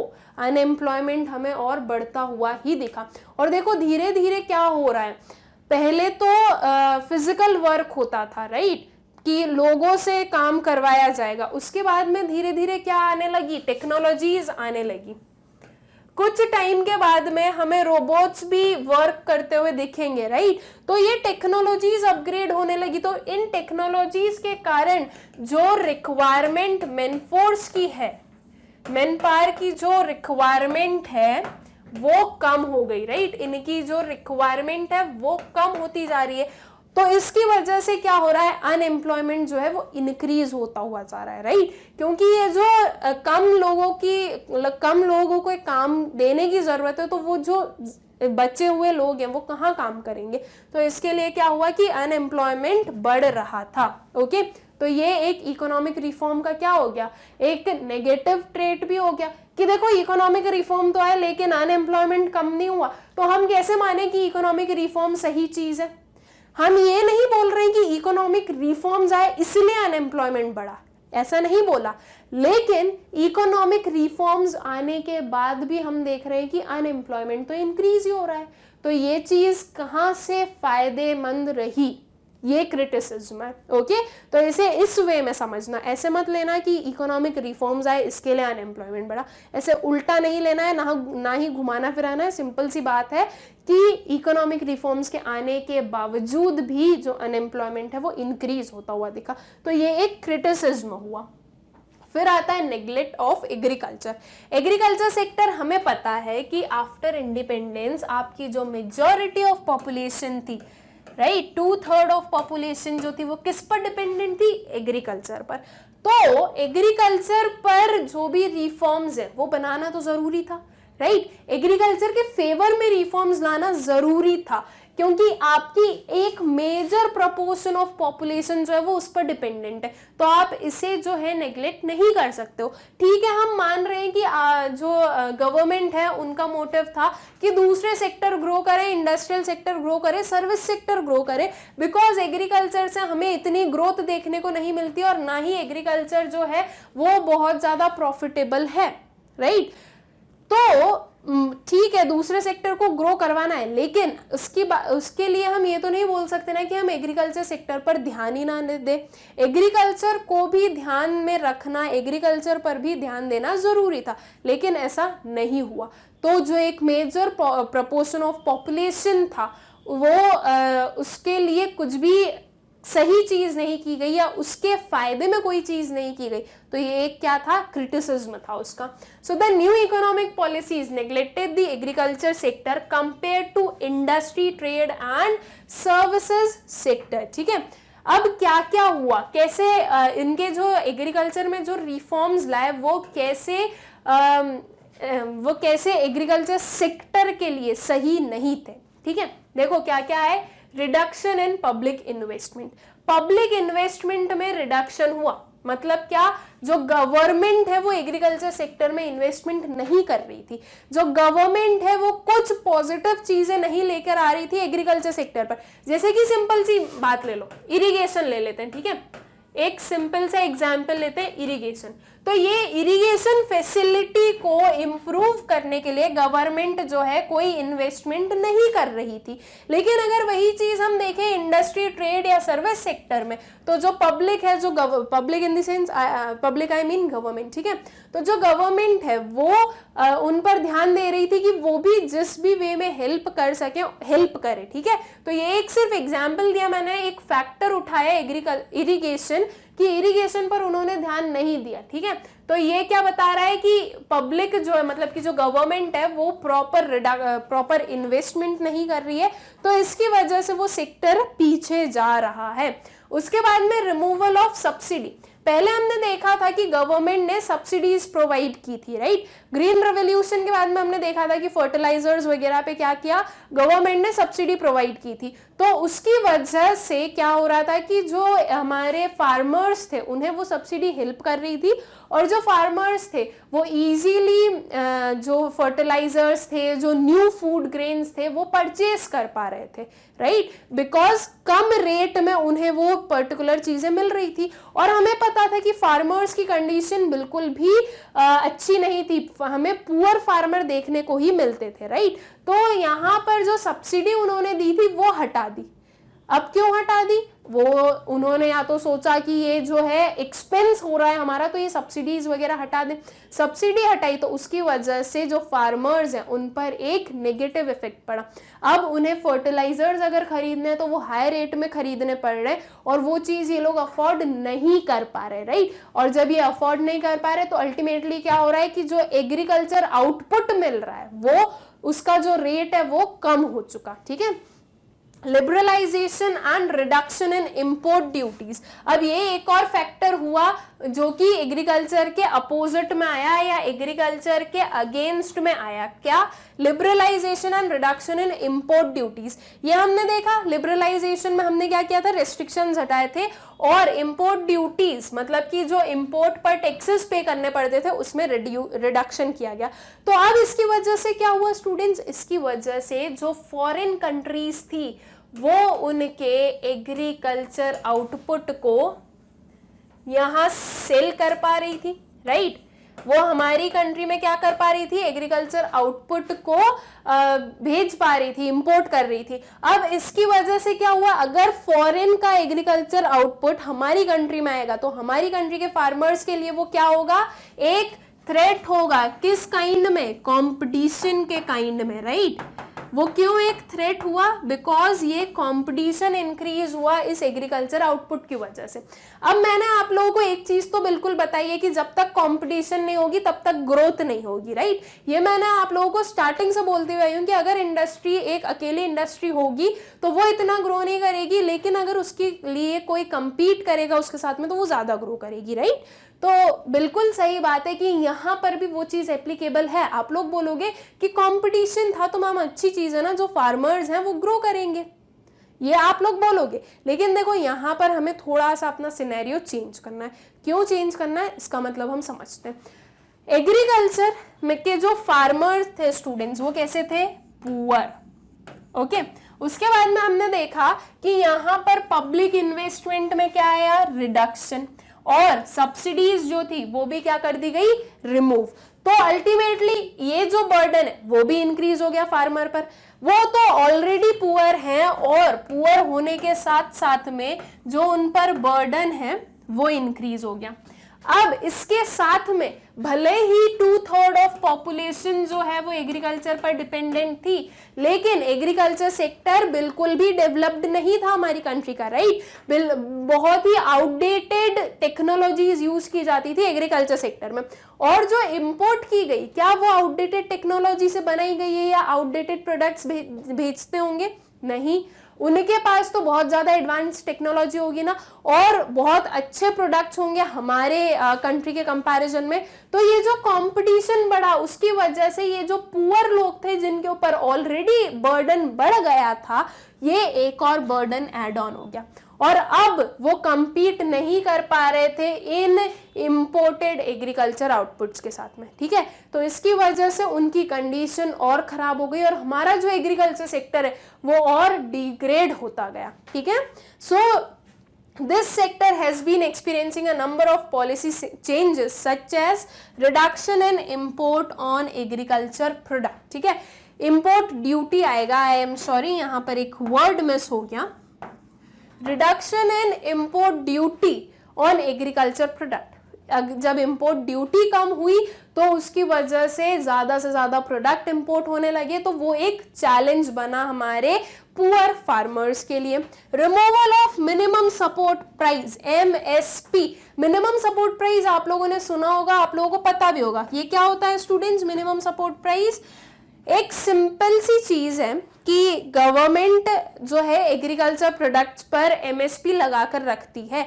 मान लीजिए उन्होंने बोला कि जो वीट है, ओके, उसकी प्राइस रहेगी 1800 रुपीज की, तो अब ये 1800 से कम में कोई भी सप्लायर नहीं खरीदेगा। जो भी परचेज कर रहा है, सॉरी, वो 1800 से कम में नहीं खरीदेगा। मतलब कि एक फार्मर को एटलीस्ट 1800 रुपीज तो मिलेंगे ही मिलेंगे। ये क्या है, ये है MSP, मिनिमम सपोर्ट प्राइस। अब जब गवर्नमेंट ने ये हटा दिया, 1800 क्या किया, हटा दिया, तो अब जो लोग परचेज कर रहे हैं वो मान लो उन्होंने बोला कि हम तो 1000 रुपीज में परचेज करेंगे, ठीक है। पहले जो 1800 में परचेज हो रहा था वो अब अगर 1000 रुपीज में ही परचेज हो रहा है तो बहुत ज्यादा लॉस है। 800 रुपीज का लॉस, बहुत ज्यादा लॉस हो रहा है। तो अब ये अगर सिर्फ 1000 रुपीज में वो लोग परचेज कर रहे हैं तो जो फार्मर्स हैं वो भी कुछ नहीं बोल रहे हैं, उन्हें मतलब बोल सकते नहीं है। फार्मर्स सेल नहीं करना चाहते 1000 रुपीज पर, लेकिन फार्मर्स के पास में कोई और ऑप्शन ही नहीं बचा। ऑप्शन क्यों नहीं बचा, क्योंकि जो खरीदने वाले उन्होंने बोला जैसे कि जो मंडीज वगैरह हैं उन्होंने बोला कि आपको अगर बेचना है तो 1000 पे बेचिए, अदरवाइज हम नहीं लेंगे। तो अब फार्मर्स के पास में ऑप्शन बचा ही नहीं। अगर वो 1000 पर भी उसे सेल नहीं करेंगे तो वो अपना जो डेली एक्सपेंस है वो कहाँ से कवर करेंगे, राइट। तो उनकी मजबूरी हो जाएगी कि इस 1000 पर सेल करें। ये क्यों हुआ, ये जो फार्मर है ये लॉस में क्यों गया, बिकॉज एमएसपी हटा दिया गया, that is minimum support price हटा दिया गया। तो ये भी एक क्या हुआ, चैलेंज हुआ हमारे एग्रीकल्चर सेक्टर के लिए, हमारे फार्मर्स के लिए। लिफ्टिंग ऑफ क्वांटिटेटिव रेस्ट्रिक्शंस, ये क्वांटिटेटिव रेस्ट्रिक्शंस भी हटाए गए। इंपोर्ट ड्यूटी के साथ साथ में क्वांटिटेटिव रेस्ट्रिक्शंस हटाए, मतलब कि अब जो है कितनी भी क्वांटिटी जो इंपोर्ट हो सकती है, ओके। तो अगर कितनी भी क्वांटिटी इंपोर्ट होगी तो जो ज्यादा अच्छे प्रोडक्ट्स हैं और जो थोड़े चीप में मिल जाएंगे वो ही एक कंज्यूमर खरीदेगा।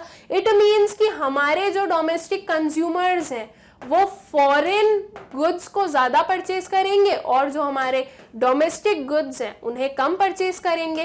तो जब डोमेस्टिक गुड्स को कम परचेज करेंगे तो जो ऑलरेडी पुअर फार्मर हैं वो और ज्यादा पुअर बन जाएंगे, राइट। वो जो उन्हें ऑलरेडी वो प्रॉब्लम में चल रहे थे तो उनकी प्रॉब्लम और बढ़ जाएगी। तो ये चीज बिल्कुल भी सही नहीं है।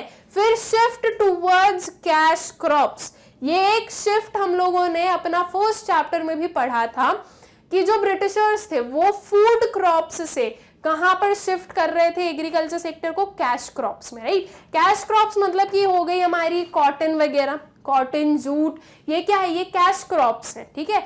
इन्हें हम खाते नहीं है ना, जूट जो कॉटन है उसे आप खाओगे थोड़ी ना, कॉटन को और फर्दर जो है वो मैन्युफैक्चर होके और दूसरी चीजों में कन्वर्ट होता है। तो फूड क्रॉप से कैश क्रॉप में शिफ्ट होना, ये हमारे जो फार्मर्स थे वो शिफ्ट हो रहे थे। रीजन क्या था उसका, बिकॉज वो सोच रहे थे कि डोमेस्टिक मार्केट में तो हमारी इतनी चल नहीं रही है, हम एक्सपोर्ट करते हैं इन्हें, ठीक है। तो ये इसके लिए ये शिफ्ट भी हो रहा था। तो इसकी वजह से हमारी कंट्री के खुद के जो फूड ग्रेन्स थे वो कम हो रहे थे और हमारी कंट्री जो वो सेल्फ सफिशिएंट नहीं बन पा रही थी एग्रीकल्चर सेक्टर में, ठीक है। और यही यहाँ पर हमने देखा कि एग्रीकल्चर सेक्टर जो था उसकी कंडीशन खराब हो रही थी। एग्रीकल्चर सेक्टर ग्रो नहीं कर रहा था, बल्कि जो उसकी ग्रोथ है वो हम नेगेटिव में देख रहे थे, राइट, कि वो ग्रो नहीं कर रहा है, जबकि वो की और उसकी जो वो जो सेक्टर है वो और डिग्रेड होता जा रहा है, ठीक है। तो ये एक इकोनॉमिक रिफॉर्म्स तो आए, लेकिन उसके कारण एग्रीकल्चर सेक्टर पर उसका एक नेगेटिव इम्पैक्ट हुआ। आई होप सो कि आप लोगों को समझ में आ गया होगा कि कैसे एग्रीकल्चर सेक्टर के लिए ये सही नहीं था। फिर उसके बाद में low level of industrial growth. देखो, हमने समझा कि हाँ इंडस्ट्री ग्रो की थी, हम बिल्कुल मान रहे हैं, लेकिन जो रेट था वो कम था। ये एक क्रिटिसिज्म हो सकता है, बिल्कुल हो सकता है। जब आपकी इकोनॉमी को आपने इतना ओपन कर दिया, रेस्ट्रिक्शंस हटा दिए, तो आपकी जो इकोनॉमी है उसमें जो इंडस्ट्रीज हैं उन्हें ज्यादा ग्रो करना चाहिए, लेकिन वो उतनी ग्रो नहीं की, वो कम लेवल से ग्रो कर रही थी, okay. So industrial growth recorded a slow down due to following reasons. क्या रीजंस थे?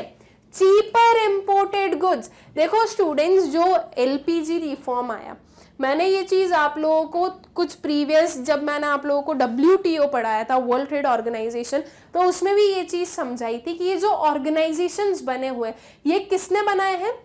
डेवलप्ड कंट्रीज ने, ठीक है। हमारी इंडिया क्या है? डेवलपिंग कंट्री है। इंडिया और इंडिया के जैसे जो बाकी की डेवलपिंग कंट्रीज है वो तो बाद में ये जो ऑर्गेनाइजेशंस है उनके मेंबर्स बने, लेकिन ये जो ऑर्गेनाइजेशंस है ये फ्रेम किसने किए? ये फ्रेम किए गए बाय डेवलप्ड नेशंस, ठीक है। मतलब कि वर्ल्ड बैंक, IMF सब उन्होंने ही किए। अब जो LPG रिफॉर्म्स है वो किसके कारण आए हमारी कंट्री में?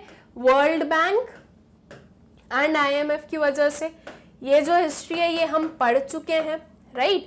तो इनकी वजह से आए हैं। तो हम क्या बोलेंगे कि ये जो दोनों ऑर्गेनाइजेशंस है ये भी कहीं ना कहीं किसने बनाए हैं, किसने फ्रेम किए हैं? डेवलप्ड नेशंस ने। सो डेवलप्ड नेशंस ने बनाए हैं। तो ये जो भी हम बोल रहे हैं कि जो भी डिसीजन लिया जाएगा वो पार्शियल होगा, राइट। डेवलप्ड नेशंस के लिए ज्यादा लिया जाएगा as compare to developing nations, developed nation के फेवर में वो ज्यादा होगा। तो यहाँ पर हम क्या देख रहे हैं, चीपर इंपोर्टेड गुड्स आए। पहले हमारी जो इंडियन गवर्नमेंट है उन्होंने इंपोर्ट कम करने के लिए इंपोर्ट सब्स्टिट्यूशन पॉलिसीज लेकर आए थे, राइट, बिकॉज उन्हें समझ में आ रहा था कि हमारी जो कंट्री है उस पर दूसरी कंट्री के गुड्स ही रूल कर रहे हैं, हमारे डोमेस्टिक गुड्स उतने नहीं चल पा रहे हैं, तो इसीलिए वो इंपोर्ट सब्स्टिट्यूशन लेकर आए। फिर वर्ल्ड बैंक और IMF ने क्या किया, ये इंपोर्ट सब्स्टिट्यूशन को हटा दिया। तो इसकी वजह से क्या हुआ कि जो बाहर के जो गुड्स हैं वो हमारी कंट्री पर वापस रूल करने लगे। वो जो एडवांस्ड टेक्नोलॉजी से बने हुए और बहुत अच्छी क्वालिटी के, तो वो ज्यादा प्रेफर होने लगे हमारी कंट्री में, राइट। जैसे कि चाइनीज गुड्स बहुत चीप मिलते थे हमें, राइट। अब तो काफी चाइनीज प्रोडक्ट्स पर बैन लगने लगे, लेकिन चाइनीज गुड्स बहुत चीप मिलते थे हमें, तो ज्यादा प्रेफरेंस कहाँ जाता था, जो चीप है वो खरीद लो, राइट। तो चीप चीजें खरीदने में क्या हो रहा था कि हमारी कंट्री की जो इंडस्ट्रीज हैं वो ग्रो नहीं कर पा रही थी, ओके। तो ये एक रीजन था या ये एक क्रिटिसिज्म था इकोनॉमिक रिफॉर्म्स का। और इसी के साथ साथ में हम ये देख रहे थे कि जो हमारी कंट्री में जो हमने टेरिफ या कोई भी क्वांटिटेटिव रेस्ट्रिक्शन लगा के रखे थे वो तो हटवा दिए ये वर्ल्ड बैंक और IMF ने, लेकिन जो डेवलप्ड नेशंस पर उन्होंने लगा के रखे थे वो तो लगे हुए थे, ओके। ये पॉइंट अभी हम आगे पढ़ेंगे कि ऐसा भी हुआ था कि US में जो टेक्सटाइल हमारे इंडिया से जो टेक्सटाइल प्रोडक्ट्स जाते थे तो US ने वहां पर हाई टेरिफ्स लगा के रखे थे। तो इसकी वजह से हम जो है इंडिया जो है वो ज्यादा टेक्सटाइल एक्सपोर्ट नहीं कर पाती थी US को। लेकिन अगर वही सेम चीज हम इंडिया के उसमें देखें तो इंडिया पे जो है टेरिफ्स और क्वांटिटेटिव रेस्ट्रिक्शन हटा दिए गए थे, राइट। तो अब जब US ने टेक्सटाइल पर लगाए थे टेरिफ्स तब वर्ल्ड बैंक और IMF ने कुछ नहीं बोला। क्यों? बिकॉज बनाया ही तो उन्होंने है, डेवलप्ड नेशंस ने ही तो बनाया है, राइट। ये जो बिल्कुल यूरोप हो गया और US वगैरह ये जो थे इन्होंने ही तो मिलकर ये सब कुछ बनाया है, ठीक है। तो इसलिए इनकी चलती थी वहां पर। So due to globalization, there was a greater flow of goods and capital from developed countries. Cheaper imports replaced the demand for domestic goods and domestic manufacturers started facing competition from imports. ठीक है, so I hope कि ये clear हो गया होगा आपको। फिर lack of infrastructure facilities. अब देखो हमारी कंट्री इतनी डेवलप्ड नहीं थी ना, राइट। तो उस टाइम पर तो वैसे भी जब LPG रिफॉर्म्स आए उसके पहले कौन वर्क करता था, PSUs, पब्लिक सेक्टर अंडरटेकिंग्स। इन्होंने कोई भी अच्छा इन्वेंशन तो किया नहीं था, राइट, ना ही कोई बहुत अच्छे इंफ्रास्ट्रक्चर बनाए हो। अब फिर यहाँ से शिफ्ट हुआ कहाँ पर, प्राइवेट सेक्टर पर। तो अब प्राइवेट सेक्टर एकदम से ही आते तो बहुत अच्छे से स्टैब्लिश नहीं हो जाएगा, उसे स्टैब्लिश होने में टाइम लगेगा। तो यहाँ पर इंफ्रास्ट्रक्चर फैसिलिटीज की भी कमी थी। तो जब थोड़ी ये चीज भी कम थी तो उसके कारण प्रोडक्शन पर भी इफेक्ट पड़ रहा था, और प्रोडक्शन पर इफेक्ट पड़ रहा था तो अल्टीमेटली हम क्या बोलेंगे कि इकोनॉमिक ग्रोथ उतनी नहीं हुई, ठीक है। Non tariff barriers by developed countries, यही चीज जो मैंने अभी आप लोगों को एक एग्जांपल दिया ये टेक्सटाइल वाला, वही यहाँ पर आएगा। Non tariff barriers by developed countries, जो डेवलप्ड कंट्रीज थी उन्होंने तो बैरियर्स लगा के रखे थे, ठीक है। हमारी कंट्री से बैरियर हटा दी लेकिन उनकी कंट्री में लगे हुए। तो ये देखो पार्शियलिटी हुई और ये एक क्रिटिसिज्म बना हमारे इकोनॉमिक रिफॉर्म्स का, ठीक है। सो आई होप कि ये जो पॉइंट है ये आप लोगों को अच्छे से क्लियर हो गया होगा।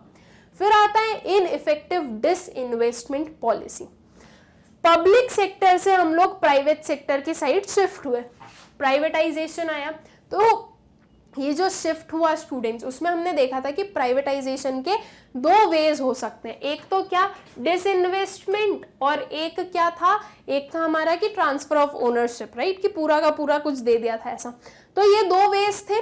अब इसमें डिसइन्वेस्टमेंट जब किया गया तो वो इनइफेक्टिव पॉलिसी थी। जो पॉलिसीज फ्रेम की गई डिसइन्वेस्टमेंट करने की वो इतनी सही नहीं थी, एक प्रॉपर सिस्टमैटिक मैनर में नहीं की गई। अब देखो स्टूडेंट्स, आज की डेट में ही देखो हम कि जो बहुत ज़्यादा लॉस मेकिंग PSUs हैं, पब्लिक सेक्टर अंडरटेकिंग्स है, उनमें जब डिसइन्वेस्टमेंट होता है तो बहुत प्रॉब्लम होती है उनके लिए कोई भी एक खरीदार मिलने में, राइट। जैसे कि एयर इंडिया है, राइट, एयर इंडिया को सेल करने का बहुत टाइम से चल रहा है, अब उसके बाद में उसके लिए कोई उसे परचेज नहीं करना चाह रहा, राइट। क्यों? रीजन क्या है कि उसके लिए परचेजर मिलने में टाइम लगा या लग रहा है? तो उसका सिंपल सा रीजन है, बिकॉज वो ऑलरेडी लॉस में चल रही है। जो भी उसे परचेज करेगा उसे वो लॉस इनकर करना पड़ेगा, उसे उस लॉस में से उस पूरी जो आपकी इंडस्ट्री उसे बाहर लाना पड़ेगा, राइट। इतना लॉस में है और एक प्राइवेट सेक्टर ने अगर इसको खरीदा तो यहां से एक ग्राउंड लेवल से पहले तो इतना ऊपर लाना पड़ेगा, इसमें बहुत मेहनत लगेगी, उसके बाद में यहां पर आया और फिर इसके बाद में प्रॉफिट अर्न करना स्टार्ट करेगा। अब जरूरी नहीं है ना कि ये जो इतना ज्यादा लॉस इनकर जो ऑलरेडी हो चुका है ये जल्दी से वापस कवर हो जाए, राइट। जरूरी नहीं है, हो सकता है कि ये वापस जो भी एक पर्सन खरीदे, जो भी एक इंस्टीट्यूशन खरीदे, वो इसे ना वापस ऊपर तक ले पाए, तो क्या होगा? ये जिसने खरीदा है वो भी लॉस में चला जाएगा। इसलिए जो पब्लिक सेक्टर अंडरटेकिंग्स होती है उनके लिए कोई भी एक इन्वेस्टर या फिर कोई भी एक परचेजर मिलने में प्रॉब्लम होती है, बिकॉज वो जो है ऑलरेडी बहुत ज़्यादा लॉस में, उसके बाद में उनकी जो सेल्स वगैरह है वो भी इतनी नहीं है कि वो कहीं से पैसा कमा सके। तो इसकी वजह से जो है डिसइन्वेस्टमेंट में प्रॉब्लम आती है। अब ठीक है, ये सारी चीजें हम समझ रहे हैं, तो फिर उसके लिए कोई अच्छी इफेक्टिव पॉलिसीज रखनी चाहिए थी, लेकिन कोई अच्छी पॉलिसीज भी नहीं थी। तो इसकी वजह से भी हमने देखने को मिला कि ये जो प्राइवेटाइजेशन है उसने पूरा एक स्पेस बनाने में उसे टाइम लगा था। Okay, so the government has always fixed a target for disinvestment of public sector enterprises. हमेशा से टारगेट बना के रखा, लेकिन इस टारगेट को वो लोग पूरा नहीं कर पाए। जैसे कि मान लो उन्होंने सोचा कि हमें 45,000 जो है इस टारगेट से जो अपनी इंडस्ट्रीज है वो कम करनी है, मतलब कि इतनी इंडस्ट्रीज में हमें डिसइन्वेस्टमेंट करना है, लेकिन वो कर पाए सिर्फ 34,000। तो देखो ये जो टारगेट है वो अचीव नहीं कर पाए। रीजन बिकॉज उनकी जो इंडस्ट्रीज हैं वो इतनी अच्छी कंडीशन में नहीं थी कि उन्हें कोई इन्वेस्टर मिल पाए। According to some scholars, the disinvestment policy of government was not successful because the assets of PSEs were undervalued and sold to the private sector. जो उसके assets थे वो undervalued हुए थे, ठीक है, मतलब कि उतने ज्यादा जितनी वैल्यू के थे उससे कम वैल्यू में वो सेल किए गए। Moreover, such proceeds from disinvestment were used to compensate shortage of government revenues rather than using it for development of PSEs and building social infrastructure in the country.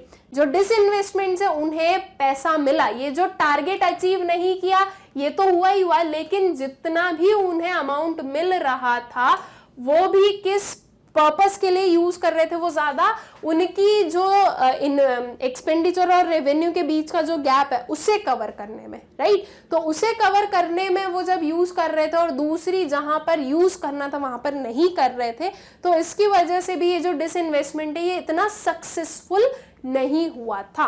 Okay, so I hope कि ये जो ineffective disinvestment policy है यह आप लोगों को clear हो गई होगी। फिर आता है इनइफेक्टिव टैक्स पॉलिसी। अब जो टैक्स पॉलिसी अपनाई गई वो भी इनइफेक्टिव थी, ठीक है। The tax reduction in the reform period was done to generate large revenue and curb tax evasion, right. ये चीज हम लोगों ने पढ़ी अपने लिबरलाइजेशन में, जो टैक्स रिफॉर्म्स पढ़ा था उसमें, कि ये माना गया कि आप टैक्स रेट जो है उसे कम करो तो जो सारे आपके कंट्री वाले लोग हैं वो सही इनकम रिवील करेंगे उनकी और सही टैक्स पे करेंगे, राइट। मतलब कि अगर आप टैक्स का जो रेट है वो रिड्यूस करोगे तो आपको टैक्स से ज्यादा रेवेन्यू जनरेट होगा, ये माना गया था, लेकिन ऐसा हुआ नहीं एक्चुअल में, ठीक है। ये जो रिडक्शन था टैक्स में वो उसमें क्या वो जो है बहुत ज्यादा रेवेन्यू नहीं जनरेट कर पाया और टैक्स इवेजन तो तब भी चला ही था, okay, but it did not result in increase in tax revenue of the government, ठीक है। तो यहाँ पर जो टैक्स रेट कम किया उसकी वजह से कोई चेंजेस नहीं आए। Tariff reduction decrease the scope for raising revenue through custom duties. ठीक है, अब टेरिफ रिडक्शन किया, पहले तो कस्टम ड्यूटीज का मतलब क्या होता है स्टूडेंट्स? जो एक्सपोर्ट और इंपोर्ट पर जो टैक्स लगाए जाते हैं ना, वो कस्टम ड्यूटीज के अंदर आते हैं। ठीक है, तो अब ये तो हमने समझा कि ग्लोबलाइजेशन के कारण क्या हुआ कि टेरिफ में रिडक्शन लाए, राइट। ग्लोबलाइजेशन के कारण जो रेस्ट्रिक्शंस थे, जो बैरियर्स थे, वो कम किए गए। तो अब एक्सपोर्ट और इंपोर्ट पर भी जो टेरिफ, जो हाई टेरिफ लगाए गए थे, उसमें कम किया। ठीक है, तो जब वो रिड्यूस हुए तो अब वहां से भी एक्स्ट्रा रेवेन्यू जनरेट नहीं किया जा सकता, या वहां से भी जो रेवेन्यू वो रेज नहीं किया जा सकता, क्योंकि वर्ल्ड बैंक और IMF ने बोल दिया था कि ये नहीं होगा, राइट। और अब सही बात है, उन्होंने हमें लोन दिया था, तो अब वो चीज कर ही नहीं सकते थे हम, राइट। अब हम क्या हो गए थे? उनके कर्जदार हो गए थे, उन्होंने जो बोला वो हमें मानना पड़ा। तो यहां से भी रेवेन्यू जनरेट नहीं किया जा सकता था। Tax incentives provided to foreign investors to attract foreign investment further reduce the scope for raising tax revenues. अब देखो यहां से भी जो है टैक्स रेवेन्यूज जनरेट नहीं किए जा सकते या इंक्रीज नहीं किए जा सकते, राइट। क्या हुआ? टैक्स इंसेंटिव्स जो प्रोवाइड किए गए फॉरेन इन्वेस्टर्स को, ठीक है, फॉरेन इन्वेस्टर्स को क्यों प्रोवाइड किए गए? ताकि फॉरेन डायरेक्ट इन्वेस्टमेंट बढ़े, तभी तो इतना हमारा जो फॉरेन इन्वेस्टमेंट है वो बड़ा, फॉरेन डायरेक्ट इन्वेस्टमेंट और फॉरेन इंस्टीट्यूशनल इन्वेस्टमेंट दोनों चीज में इंक्रीज दिखा हमें। ये हम अभी इसके फेवर में जो चीजें पढ़ के आए थे लास्ट वीडियो में, उसमें देखी थी। तो देखो वही चीज जो है उसका एक नेगेटिव पॉइंट यहाँ पर आया कि इनको जो टैक्स इंसेंटिव दिया था वहां से भी और एक्स्ट्रा टैक्स रेवेन्यू जनरेट नहीं किया जा सकता या रेज नहीं किया जा सकता। ठीक है, तो ये इनइफेक्टिव टैक्स पॉलिसीज भी एक क्रिटिसिज्म बना हमारे इकोनॉमिक रिफॉर्म्स का। फिर आता है अनबैलेंस्ड ग्रोथ। ये चीज भी मैं आप लोगों को पहले बता चुकी हूं, जब हम लोगों ने भी थोड़ी देर पहले ही पढ़ा था। अनबैलेंस ग्रोथ में हम क्या बता रहे हैं कि जो सारे सेक्टर्स हैं उनकी प्रॉपर ग्रोथ नहीं दिख रही थी। ठीक है, यहां पर हम सारे सेक्टर्स को देखेंगे। अब अभी हमने देखा था कि जो एग्रीकल्चर सेक्टर था उसमें हमने नेगेटिव ग्रोथ देखी थी, राइट। मतलब कि वो ग्रो नहीं कर रहा था, जबकि वो और डिग्रेड हो रहा था। जो पॉलिसीज एग्रीकल्चर सेक्टर के लिए कोई पॉलिसीज नहीं फ्रेम की गई, सही पॉलिसीज नहीं फ्रेम की गई, तो ये ग्रो नहीं कर रहा था। उसके बाद में इंडस्ट्रियल सेक्टर में भी हमने बहुत ज्यादा ग्रोथ नहीं देखी थी, लेकिन as compare to agriculture sector industrial sector ने ग्रो किया था। और वही चीज अगर हम सर्विस सेक्टर की बात करें तो सर्विस सेक्टर ग्रो हुआ है इन दोनों के कंपैरिजन में सबसे ज्यादा। तो अब देखो अनबैलेंस ग्रोथ दिख रही है कि एक जो है आपका सेक्टर बहुत ज्यादा ग्रो कर रहा है और एक सेक्टर जो है वो ग्रो नहीं कर रहा है, बल्कि क्या हो रहा है कि इसकी हम नेगेटिव ग्रोथ देख रहे हैं, मतलब कि ये डिग्रेड होता जा रहा है। तो ये अनबैलेंस ग्रोथ देखने को भी हमें मिली, जो कि अनबैलेंस ग्रोथ सही चीज नहीं थी। जब आपकी कंट्री ग्रो कर रही है तो जरूरी है कि उसके सारे सेक्टर ग्रो करें। Okay, so growth has been concentrated only in some select areas in the service sector rather than vital sectors such as agriculture and industry which provide livelihood to millions of people in the country। ठीक है, अब सही बात है, सबसे ज्यादा population कहाँ पे एम्प्लॉयड थी? एग्रीकल्चर और इंडस्ट्रियल सेक्टर में, लेकिन वहां पर ज्यादा ग्रोथ नहीं दिखी जितनी सर्विस सेक्टर में दिखी। तो ये एक पॉजिटिव चीज नहीं हुई इकोनॉमिक रिफॉर्म से। ठीक है, तो ये भी क्या बना? उसका एक क्रिटिसिज्म बना। ये कुछ क्रिटिसिज्म थे स्टूडेंट्स इकोनॉमिक रिफॉर्म्स के, जो कि आई होप सो आप लोगों को अच्छे से समझ में आ गए हैं कि क्या क्या हुआ था। अब देखो हम लोगों ने इकोनॉमिक रिफॉर्म्स के जो पॉजिटिव चीजें हुई या जो आर्ग्यूमेंट्स उसके फेवर में थे वो भी समझ लिए, और जो क्रिटिसिज्म थे इकोनॉमिक रिफॉर्म्स के वो भी समझ लिए।